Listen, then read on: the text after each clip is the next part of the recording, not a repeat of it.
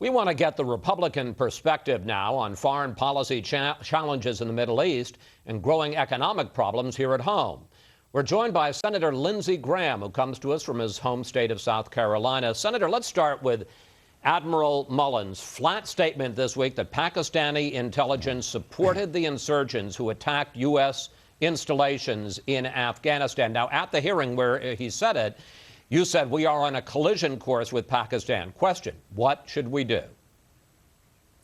Well, it's a flawed, difficult relationship that Admiral Mullen said cannot be abandoned, but we need to put Pakistan on notice.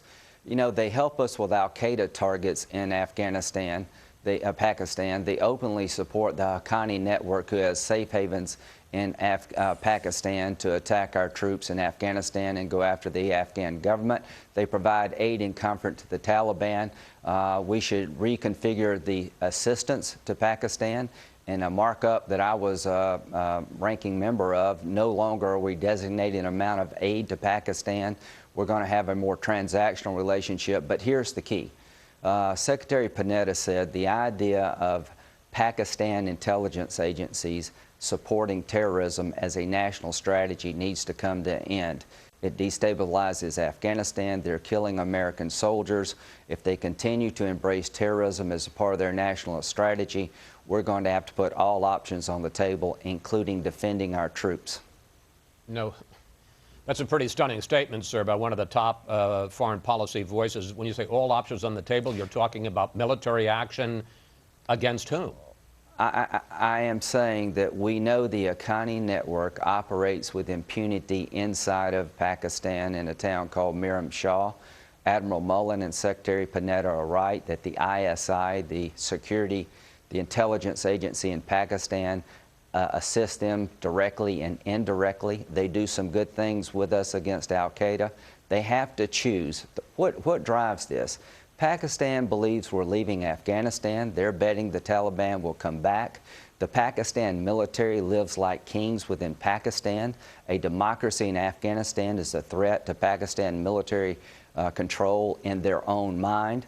So it is now a time of choosing. I hope they choose wisely, because Secretary Panetta and people like myself cannot in good conscience go to military funerals and say, I am sorry your son or daughter was killed in Afghanistan by assistance given to terrorists in Pakistan by the Pakistan government. That has to come to an end. But briefly, sir, because I want to move on to other subjects, you're suggesting U.S. military action has to be considered against the Haqqani network inside the territory, the sovereign border of Pakistan.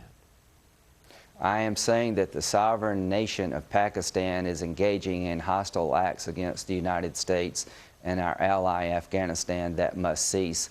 I will leave it up to the experts, but if the experts believe that we need to elevate our response, they will have a lot of bipartisan support on Capitol Hill. The best solution is for Pakistan to fight all forms of terrorism, embrace working with us so that we can deal with terrorism along their border, because it is the biggest threat to stability to Pakistan is terrorism itself. They have made a tremendous miscalculation. The foreign minister said America needs Pakistan. You're right, but not a Pakistan that will help kill American troops. Let's move on to the Palestinian vote, or push for a vote on statehood at the United Nations. President Abbas, the Palestinian president, has indicated that he's going to reject the latest peace plan offered by the U.S. and other countries for new peace talks with Israel, that he's going to press ahead with a vote at the UN.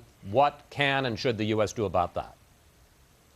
Well, number one, it's a giant step backward for the two-state solution that the Palestinian people have been hoping and dreaming for. They will veto, the United States will veto a Security Council resolution that would give statehood. Only the Security Council can provide statehood, and part of the criteria is that the member applying as a peaceful state. The Obama administration is right to veto statehood through the Security Council, because none of us know what kind of state we would be buying into, and you avoid direct negotiations. But there's another problem. They will probably understand, the Palestinians will, that we will veto any Security Council resolution, and they will go to the General Assembly for observer nation status. That is provocative, because it will probably be granted. Then the Palestinians will have access to the International Criminal Court and other UN institutions, and they will begin to use the UN as a political tool against the Israelis, which will create a backlash here at home. This is a very provocative, dangerous step by the Palestinians. It will not lead to peace. It will lead to instability, and it will push us back home in a bipartisan fashion to speak out. In what way? Well, aid will be considered, but just imagine I think certain organizations in the UN are kangaroo courts. The Human Rights Commission was formerly chaired by Libya under Gaddafi. These organizations, if they get observer state status through General Assembly vote, will allow the Palestinians to use the UN as a political tool, and that will create a backlash here at home. It will risk UN support by the American Congress.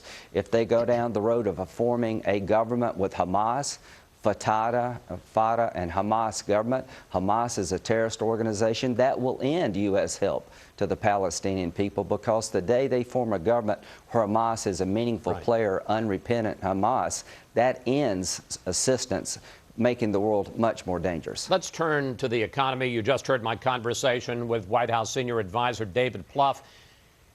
Hearing his explanation, what do you think is behind the new Obama plans to create jobs and to cut the deficit? His polling numbers. He should have done what President Clinton did when he got beat soundly in '94. President Clinton turned to Republicans, and we passed a balanced budget agreement, and we engaged in welfare reform legislation that fundamentally changed welfare. The balanced budget agreement affected entitlements. We worked together. Their approach after being beat is to go to Ohio and Kentucky and give a speech about a bridge and to declare class warfare is their strategy in terms of solving the economy. Every problem that he inherited is much worse. Higher unemployment, a lot more debt, higher gas prices. You can't borrow money because of Dodd-Frank. He's putting more taxes on people that create jobs. He's creating conflict where he should be trying to find common ground. But and let me break in if I can, sir. Yeah. What about, and you heard Mr. Plouffe eloquently make the argument that it's just not fair to ask more of the poor, of the seniors, while giving nothing, demanding nothing of the top earners? Well, what you do with Medicare and Medicaid reforms, you do what Ronald Reagan and Tip O'Neill did. You work together. You protect near-term retirees. Anybody over 55 would be unaffected, but you do what Bowles-Simpson's commission recommended. He's had a lot of input and advice in a bipartisan fashion from the Gang of Six, but he's going down a partisan route. He's trying to elevate class warfare. He's trying to find points of disagreement rather than common ground, and he is using, in my view, a strategy of class warfare, divide and conquer, to try to survive his next election. It won't work. He should have done what Bill Clinton did once he got beat in Congress, find common ground to solve problems. So, and we've really got a couple of minutes left. If Congress is so divided and the Congressional Supercommittee has only 2 months to come up with another $1 trillion in cuts, what are the chances for a compromise? Well, the Gang of Six was a bipartisan group. Bowles-Simpson had bipartisan support. Look at those proposals, see if you can flatten the tax code, something I support.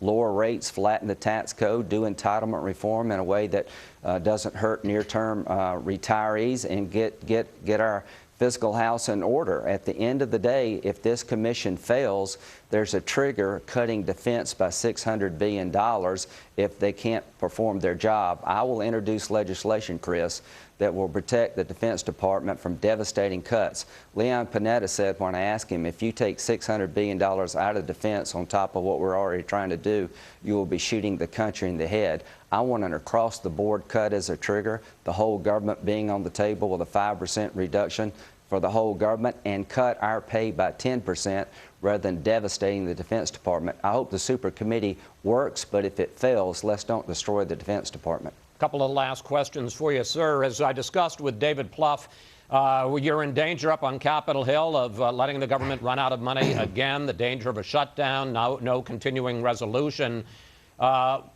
Don't Republicans who are calling for, yes, more for FEMA, for disaster relief, but we want to see offsets to green energy programs, don't Republicans, aren't they going to get, fairly or unfairly, a lot of the blame if the government shuts down? The government's not going to shut down because most Americans want us to deal with disasters in front of us and disasters to come. That's why we're trying to start to pay for things that we haven't paid for before. The House proposal is reasonable. I would ask Harry Reid to take it. It does fund disasters. It gets us on a glide path of lower spending. What do you mean? The Senate had already tabled it, sir.